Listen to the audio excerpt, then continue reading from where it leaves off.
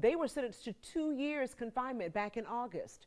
Our Madeline Bierster sat down for an exclusive interview with Noah Bush's mother today. She joins us now live in the studio after the 11-year-old has been released from the custody of the Department of Juvenile Justice. Madeline, what is the very latest on this case? How did this happen? Well, Dawn, we're learning now less than 7 months into that 2-year sentence, an 11-year-old who was convicted in connection with Noah's death has been released from the Department of Juvenile Justice. A letter addressed to Noah's mom and Noah, dated February 24th, informing them that the 11-year-old charged in Noah's killing has been released from DJJ after less than 7 months of his sentence. The blood is on their hands. Noah's mother says this is a slap in the face to what she calls an already unjust punishment of just 2 years for his death.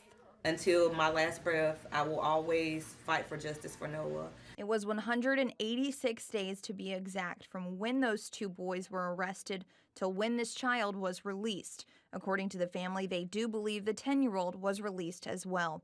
The DJJ said they cannot confirm or deny that because of juvenile confidentiality.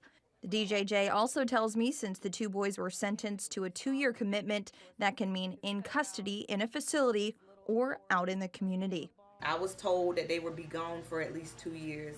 It's been less than a year. My son hasn't been buried an entire year, and his killer is already out just walking the streets, living a normal life as if nothing ever happened.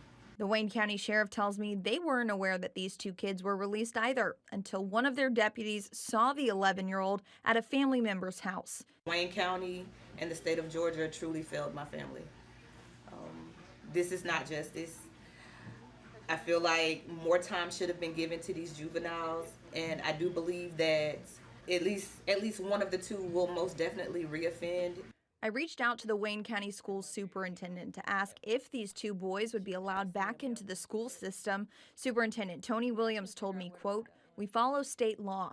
I asked several follow-up questions and was still told the same answer repeatedly. We follow state law. The law is we have to educate students. I am in fear for other people's children if they are released back into the school system. I know there are a lot of other parents that are outraged and they're worried because you have to think about it. This is a murderer that's going to be sitting in the desk next to your child or on the bus with your child.